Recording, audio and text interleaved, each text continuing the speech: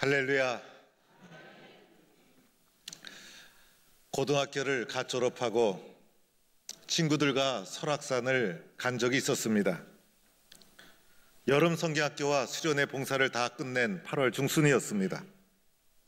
설악산이 참 좋다고 하면서 가자고 해서 친구 4명이 의기투합해서 시외버스 터미널에서 만나기로 했습니다. 강원도 원통을 지나 백담사 계곡 입구에서 내려서 당시의 비포장 도로로 기억되는데 그 길을 올라가기 시작했습니다. 저는 설악산 대청봉이 뒷산 올라가는 정도인 줄 알았습니다. 가도 끝이 없고 가도 정상이 보이지 않았습니다. 얼마나 힘이 들든지 4명 중에 설악산을 와본 사람이 한 사람도 없었어요. 그리고 나중에 배낭을 풀어보니 각자 4인분 식량을 잔뜩 배낭에 집어넣고 있었어요. 얼마나 힘들었는지 40여 년이 지난 지금도 그때의 느낌이 생생하게 기억이 됩니다. 너무나 힘들고 가도 끝이 없고 목은 타들어가고 중간에 돌아갈 수는 없고 물통을 가져온 사람도 하나도 없고, 그래서 이쯤 하면 맑은 물이겠거니 하고 계곡물을 벌컥 마시고 올라가다 보니 위에 수영하는 사람, 그리고 밥하고 이렇게 식기세척하는 사람, 별의별 사람 다 만나고, 올라가다가 또한 이쯤이면 괜찮겠지라고 물을 벌컥 계곡물을 마시고 나면 또 올라가면 또 사람이 있고, 그러면서 꼭대기를 향하여 올라가게 되었습니다. 대청봉 꼭대기 올라가 보니 탈진이 되어서 얼마나 목이 타든지 움직일 힘도 없었어요. 그때 타는 목마름이 무엇인지를 알았어요. 그때 옆에 있던 어떤 분이 저에게 오이를 하나 주었는데 그 오이를 얼마나 맛있게 먹었는지 오이를 먹고 나서 힘을 얻어서 하산했던 기억이 납니다. 지금도 그날을 생각하면 그날의 기억이 생생합니다. 여러분은 인생을 살면서 가장 배고팠을 때, 가장 목말랐을 때가 언제였습니까? 저는 설악산 대청봉 꼭대기에서 탈진해서 쓰러졌을 때 그때의 느낌이 지금도 생생하게 남아 있습니다. 그런데 사람이라는 것은 육적으로만 목마르고 육적으로만 배고픈 존재가 아니라는 것이에요.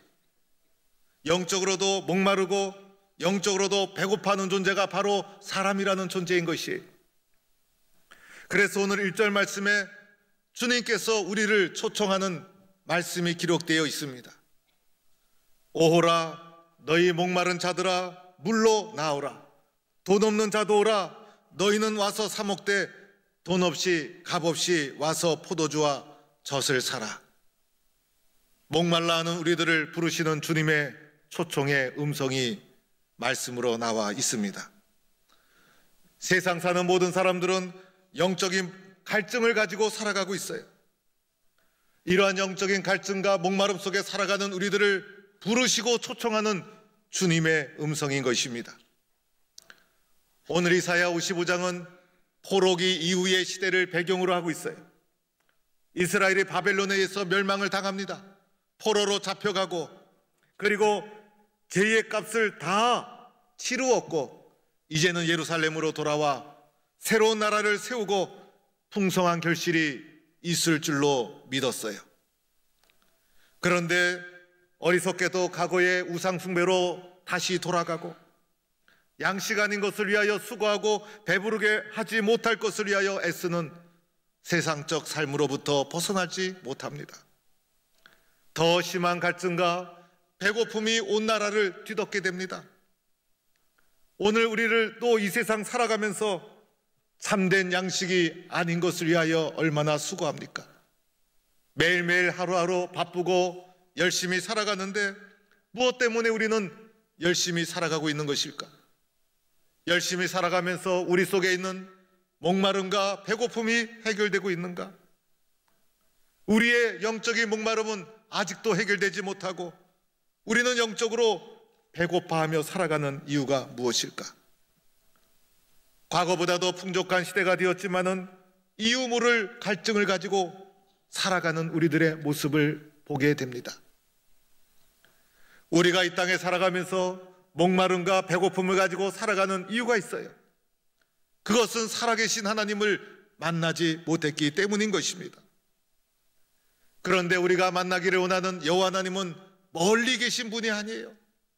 오늘도 우리를 초청하고 있으신 분이 여호와 하나님. 가까이에서 애타는 마음으로 조건 없이 값없이 우리를 초청하고 부르시는 분이 우리가 만나야 될 여호와 하나님이신 것입니다.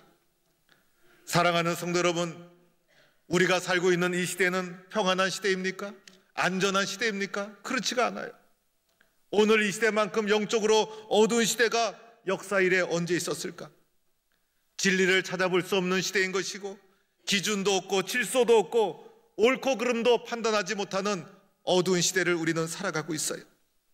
물질적으로 풍요를 누리지만은 많은 사람들이 더 영적인 갈급함과 배고픔을 가지며 기근 속에 살아가고 있는 것을 발견하게 됩니다. 어떻게 하면 이런 문제를 해결할 수 있을까? 어떻게 하면 영적 기근으로부터 벗어날 수 있을까? 그것은 살아계신 하나님, 오늘도 우리와 동행하시는 예수 그리스도를 만나면 해결될 줄로 믿습니다. 여호와 하나님을 만나면 우리의 삶에 어떤 변화가 일어나게 될까? 여호와 하나님을 만나면 우리의 삶에 어떤 변화가 일어나는지를 보아야 합니다. 만나기 전에는 배고픔과 목마름과 굶주림이었어요. 그런데 예수님을 만나고 나면 좋은 것을 먹는 자, 기름진 것으로 즐거움을 얻는 풍성한 자가 된다는 것이에요. 오늘 말씀에도 보면 그리하면 너희가 좋은 것을 먹을 것이며 너희 자신이 기름진 것으로 즐거움을 얻으리라. 여호와 하나님을 만나기 전에는 목마름과 굶주림의 삶이었지만 주님을 만나고 나니 풍성하고 기름진 것으로 즐거움을 누리는 삶으로 여호와 하나님을 만나기 전과 만난 후가 대조되고 있는 것을 보게 됩니다.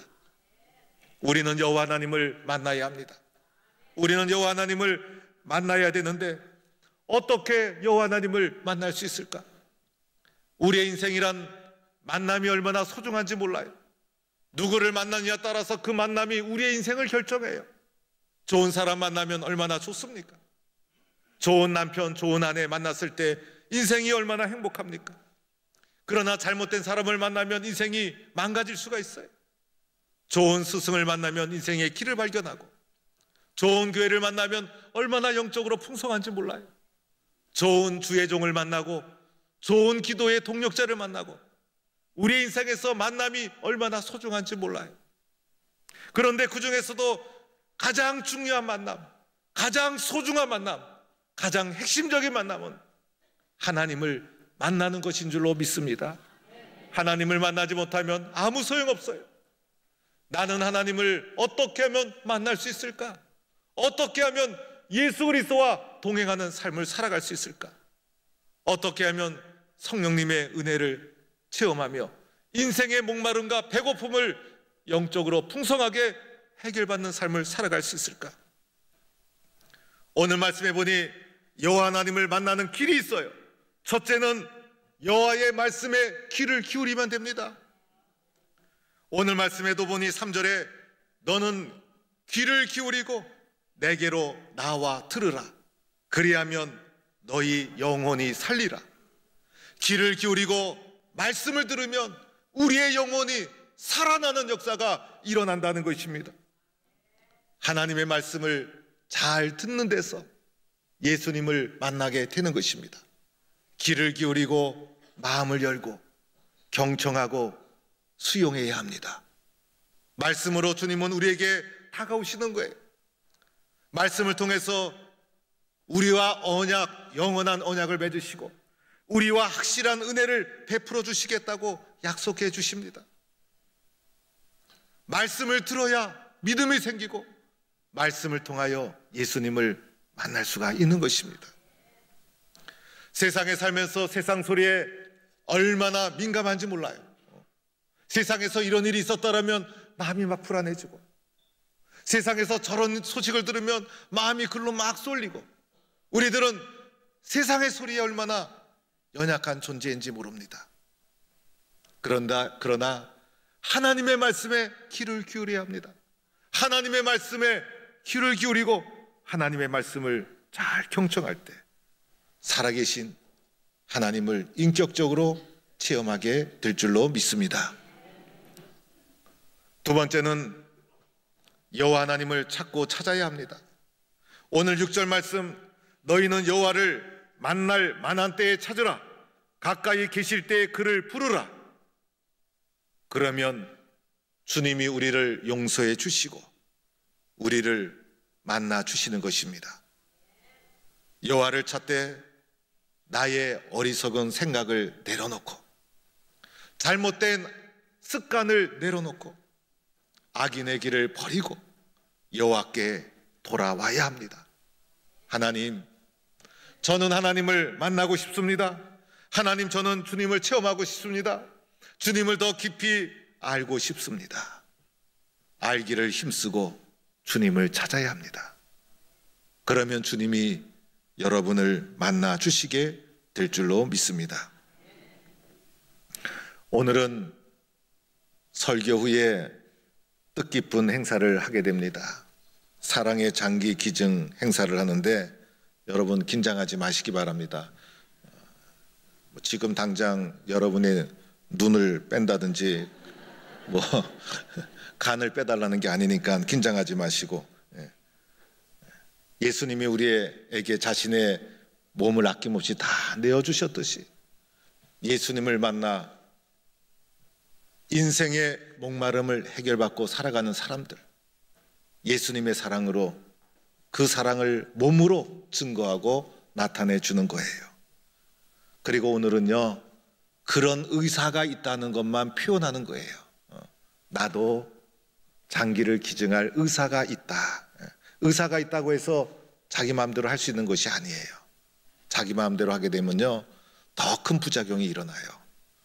그래서 여러분이 나중에 천국 가신 후에 여러분의 육신을 잘 썼는데, 천국 가고 나면 우리의 육신은 흙으로 돌아가는데, 흙으로 돌아가기 전에 내가 잘 사용한 육신 중에 쓸모가 있는 것을 다른 사람에게 전달해 줄 수 있는 그런 의사가 나에게 있다는 거예요. 자세한 것은 우리 목사님께서 설명해 주실 거예요. 그리고 이 일은 내가 천국 간 다음에 일어나는 일이니까 나는 몰라요. 나는 전혀 몰라요.